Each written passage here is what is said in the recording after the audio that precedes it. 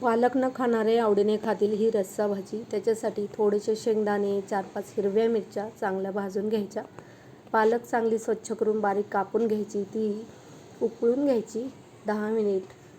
आणि या भाजीबरोबर आपण भाकर आणि भात मस्त लागतो खूप.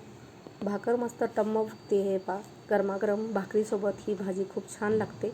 भाकर केलेल्या परातीमध्येच भाजी काढून घेतली, थंड केली. त्याच कढईमध्ये एक पळीभर तेल, त्याच्यामध्ये जिरी फोडणीला टाकली, 2-3 लसूण पाकळ्या बारीक कापून त्या देखील फोडणीला टाकल्या, वाटण त्याच्यामध्ये घालून घेतलं आणि थोडीशी पालक त्याच मिक्सरच्या भांड्यात फिरून ते देखील घालून घेतली. 1 ग्लासभर पाणी घातलं, चवीनुसार मीठ घातलं. भाजी चांगली मिक्स करायची. मोठ्या गॅसवरती छान अशी उकळी आणायची आणि अजून 3-4 मिनिट मंद आचेवरती भाजी शिजू द्यायची. ही भाजी भाताबरोबर भाकरीसोबत खूप छान लागते. नक्की करून पहा एकदा.